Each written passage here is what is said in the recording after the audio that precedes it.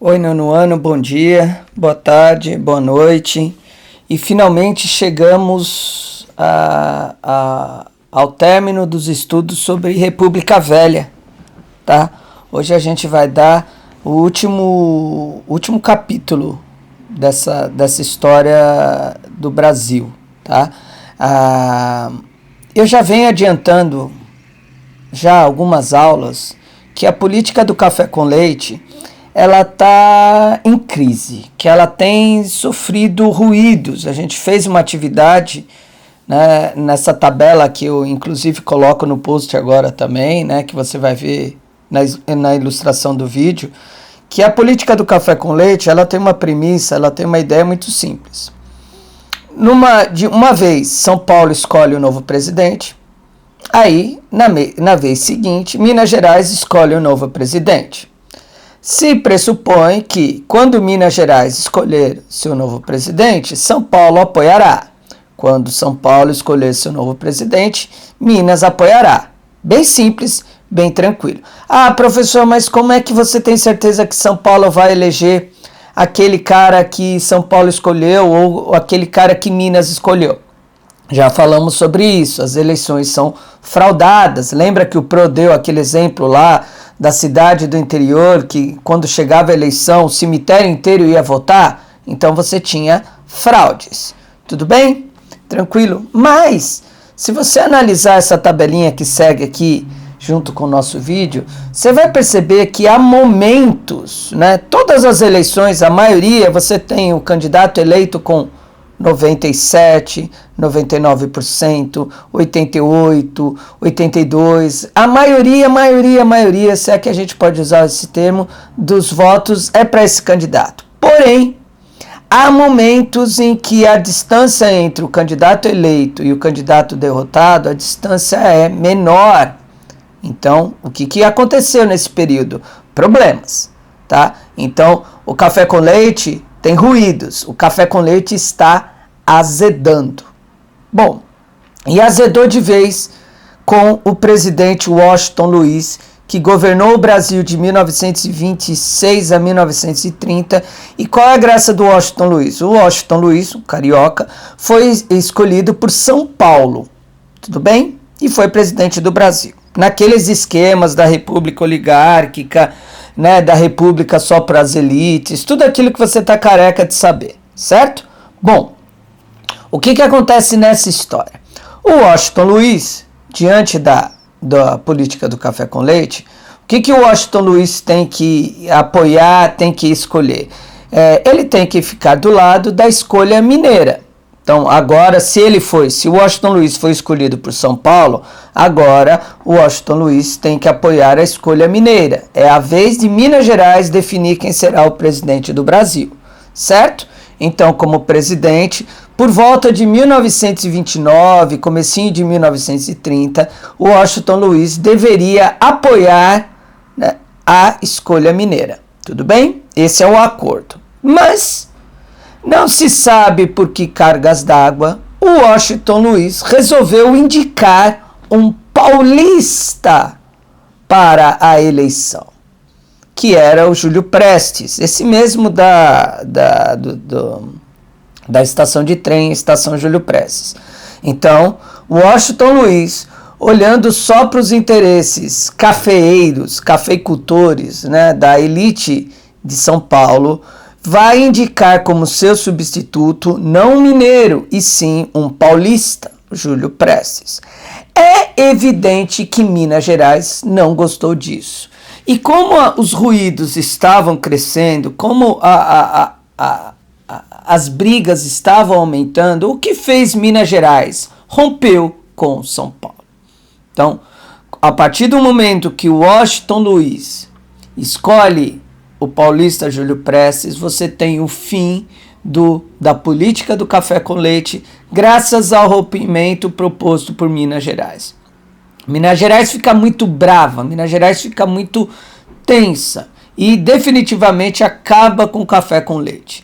Nesse sentido, fica de um lado Júlio Prestes como candidato de São Paulo e do outro lado ficará Minas Gerais. Só que Minas Gerais não vai ficar sozinha. A elite mineira ela vai se aliar com a elite gaúcha, com a elite paraibana, com os paulistas da camada média urbana. Olha que coisa maluca está acontecendo aqui. Vou repetir. Minas Gerais se alia à elite gaúcha, se alia à elite paraibana, se alia aos paulistas da camada média urbana. Quem são esses paulistas? São jovens políticos de São Paulo, são os médicos, são os advogados, né? São os políticos da cidade, certo? E que não se sentem mais representados pela elite de São Paulo, tá? Não se sentem mais representados por enquanto, viu? Eles vão formar um partido, né? O Partido Democrático de São Paulo. Então você tem gaúchos, paraibanos, paulistas da camada média urbana e, para fechar, você tem os tenentes. Lembram-se dos tenentes lá do movimento tenentista? Pois é, eles voltaram da Bolívia, menos o Luiz Carlos Prestes. O Luiz Carlos Prestes, a gente vai falar dele numa nova aula lá na frente. Deixa o Luiz Carlos Prestes quietinho no canto dele. Por enquanto, outros tenentes se aliarão aos mineiros. E aí você tem formada um grupo importante na história do Brasil. Você tem formada a Aliança Liberal, ok? Que é um grupo extremamente heterogêneo, que é um grupo no qual cada uma de suas partes só pensa em si mesma. E isso é muito complicado quando você tem um grupo heterogêneo.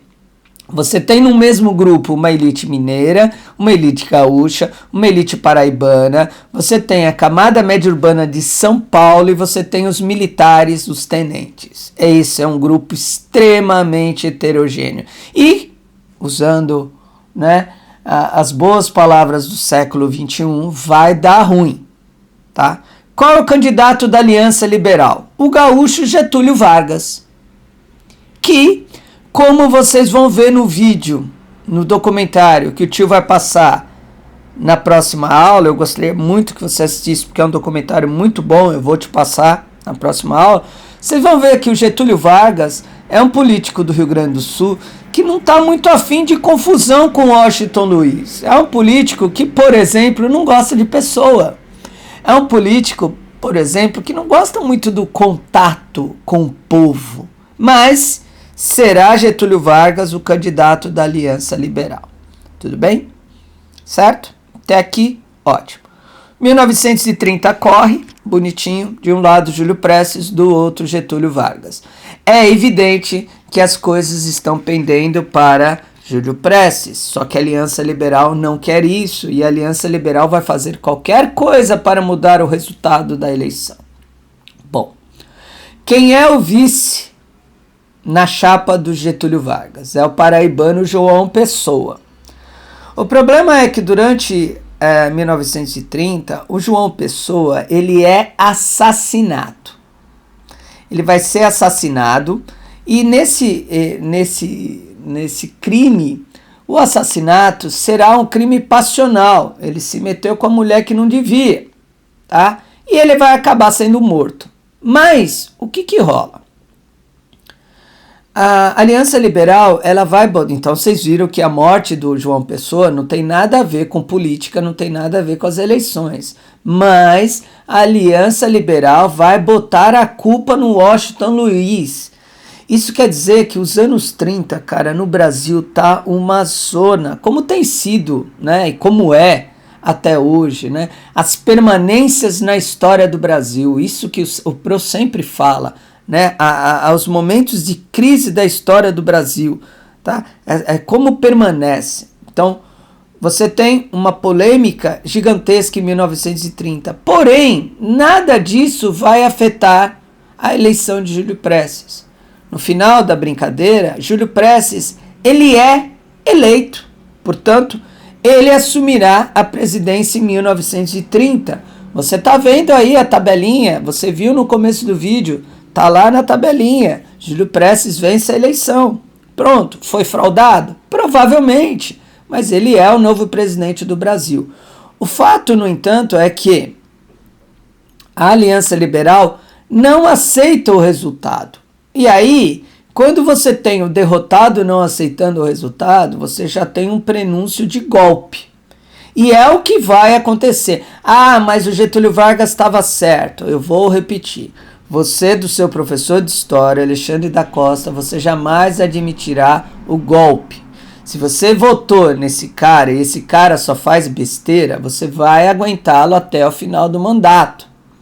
Certo? A gente só tira presidente numa república consolidada se esse presidente se comprovar louco. Se esse presidente se comprovar um criminoso.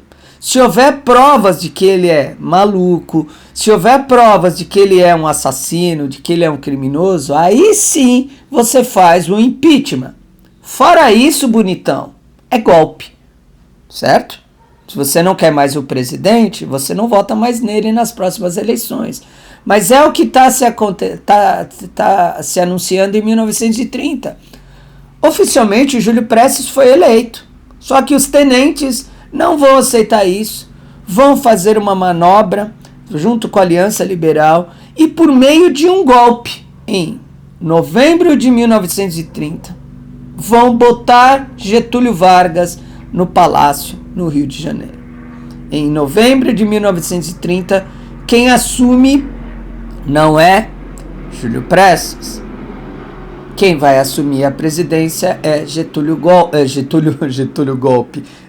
Vargas, por meio de um golpe, tá? Getúlio golpe dá na mesma, também até ficou bonitinho, tá? Mesmo você sendo do time Getúlio Vargas, ele não ganhou a eleição, certo? Agora, todo golpista dá um nome bonito pro seu golpe. Os golpistas de 1930 chamaram esse movimento de Revolução de 30. Tudo bem? Nome bonitão. E, consequentemente, quando você tem o Vargas assumindo o comando do país, a partir de 1930, tem se instalado um governo provisório, tá? O governo provisório de Vargas, e aí a gente tem o fim da República Oligárquica. Você tem o fim da República Velha, você tem o fim da Primeira República, tá? Você tem o fim do café com leite no Brasil. Tudo bem? A Revolução de 30, o golpe de Vargas, não importa, ele é um momento de ruptura na nossa história, tá? Mas isso a gente vai contar lá para frente nos próximos capítulos. Tudo bem? Vejam, assistam a aula bonitinho, né? Do jeito que você já tem feito nas últimas semanas, e coloquem no seu caderno as setinhas que seguem ilustrando o nosso vídeo. Tudo bem? Obrigado, boa semana.